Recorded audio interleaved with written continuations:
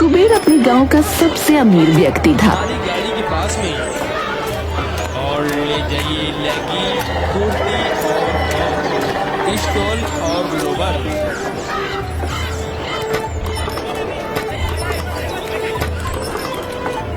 वो अपनी पत्नी मालती के साथ ऐशो आराम की जिंदगी जीता था, पर उसकी कोई संतान नहीं थी।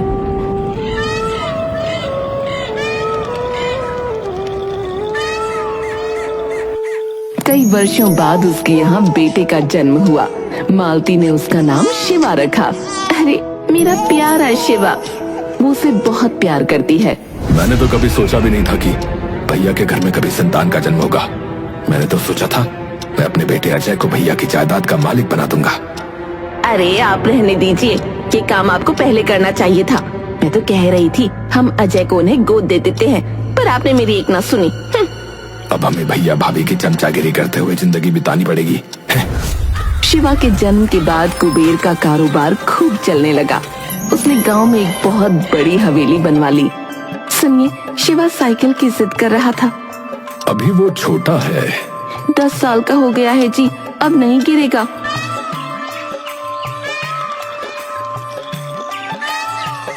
अगले दिन कुबेर शिवा के लिए साइकिल ले आया। देख रहे हो, यहाँ बेटे ने फरमाइश की वहाँ पूरी हो जाती है, और एक हमारा बेटा है, उसे हर चीज के लिए तरसना पड़ता है। धीरे बोलो, कोई सुन लेगा। 5 वर्ष बाद हम शिवा का जन्मदिन धूमधाम से मनाएंगे। हाँ हाँ, मेरा प्यारा शिवा। माँ बाबा, आप लोग दुनिया के सबसे अच्छे माँ बाबा हो। चल हट झूठे, बता क्या चाहिए तुझे। आपने मुझे सब कुछ दे दिया है। जन्मदिन धूमधाम से मनाया गया।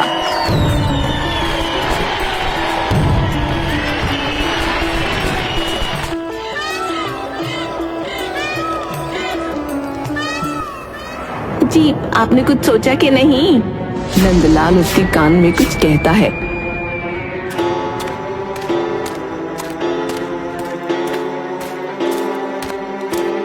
शिवा, बाहर बगीचे में जाओ, वहाँ तुम्हारे दोस्त तुम्हारी राह देख रहे हैं। भाभी, शिवा ने आपको और भैया को ऊपर छत पर बुलाया है। बच्चा है, कुछ बताना चाहता होगा। वो दोनों ऊपर गए, पर उन्हें वहाँ कोई नहीं दिखा। कुटिला और नंदलाल भी आ गए। भैया, शिवा तो वहाँ नीचे बगीचे में है। वो देखो, भाभी उधर कोने में। वो दोनों उधर देखने लगे कि कुटिला और नंदलाल ने उन्हें पीछे से धक्का देकर गिरा दिया। अरे बचाओ बचाओ, भैया भाभी गिर गए। सब भागकर नीचे गए। शिवा को देखने के लिए भाभी थोड़ा झुकी कि उनका पैर फिसल गया। हाय राम। भैया ने भाभी को संभालने की कोशिश की, पर दोनों गिर गए। मैंने भी भैया को पकड़ा था, पर बचा नहीं पाया। हाय, ये किसकी बुरी नजर लग गई हमारे घर को। एक पल में सब खत्म हो गया। माँ बाबा उठो, तुम मुझे छोड़कर नहीं जा सकते। नंदलाल और कुटिला हवेली के मालिक बनकर रहते। उन्होंने शिवा की संपत्ति पर कब्जा कर लिया और उसे नौकरों की तरह रखते।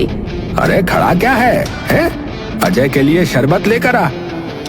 देख, तेरे चाचा के पैरों में बहुत दर्द है, अच्छे से दबा। इतना खाना खाता है पर पैर दबाने में ताकत नहीं लगा सकता है। मैं सारा दिन काम भी तो करता हूँ। जबान चलाता है। मनहूस, मेरे भाई को खा गया। चल निकल यहाँ से। उसके जाने के बाद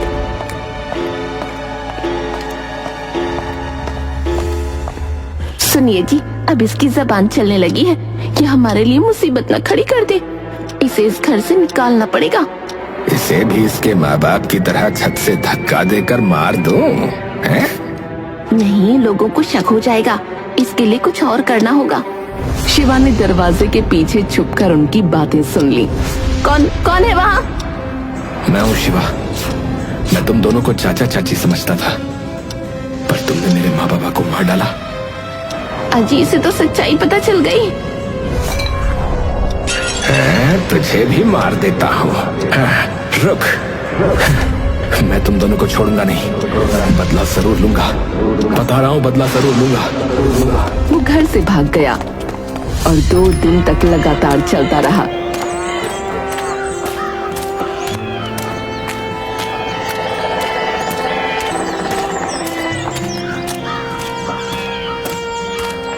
नदी से पानी पी लेता। जंगल से गुजरता हुआ एक आश्रम में वो पहुंचा।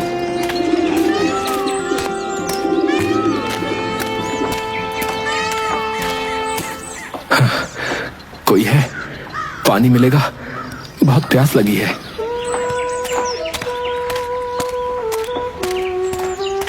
हाँ हाँ, अंदर चलो। पुत्री मणि, अतिथि के लिए जल ले आओ। अरे, तुम्हारे सिर पर ये चोट? बहुत रक्त बह गया है। पुत्री, अंदर से जड़ी बूटी भी ले आओ।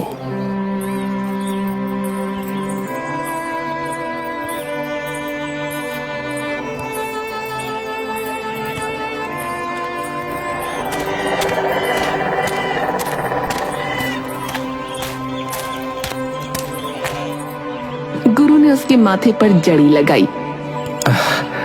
आपका बहुत बहुत धन्यवाद।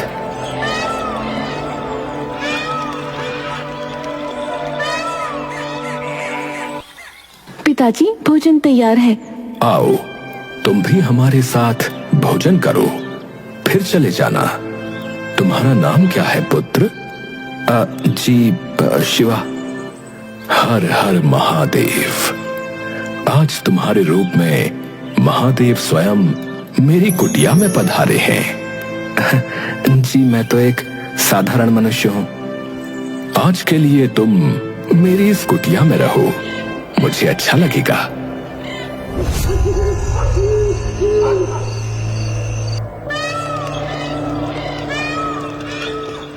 शिवा, तुम्हें किस दिशा में जाना है?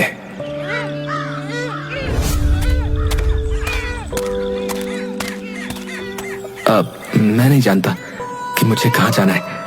मेरा इस संसार में कोई नहीं है। माँ बाबा थे और तुम चुप क्यों हो गए पुत्र? शिवा ने उन्हें पूरी बात बताई। इसे भी इसके माँ बाप की तरह छत से धक्का देकर मार दो? नहीं, लोगों को शक हो जाएगा। इसके लिए कुछ और करना होगा। बेटा, इस संसार में भले और दुष्ट दोनों प्रकार के प्राणी रहते हैं। तुम्हारे साथ अन्याय हुआ है। अब तुम कहां जाओगे?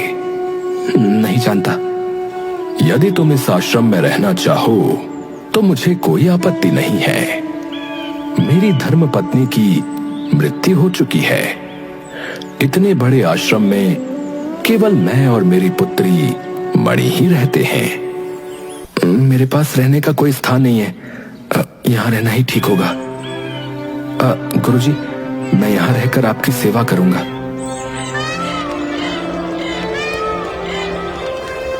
शिवा भिक्षा मांग कर लाता।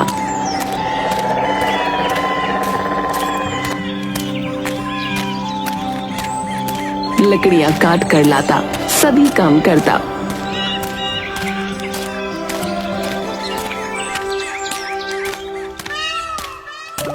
वो मणि के साथ भोजन भी पकाता। मणि, गुरुजी अधिकतर समय ध्यान की अवस्था में रहते। इतनी कठिन तपस्या। पिताजी के पास कई शक्तियां और सिद्धियां हैं। कई बार तो मुझे भी बहुत हैरानी होती है। तुम तपस्या नहीं करती? ना बाबा, मुझसे ये सब नहीं होता। तुम सीखो ऐसी विद्या।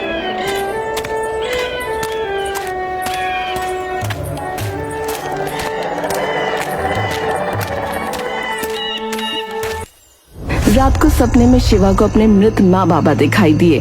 फिर हंसते हुए चाचा चाची। मुझे बाबा की आत्मा को शांति पहुंचानी है।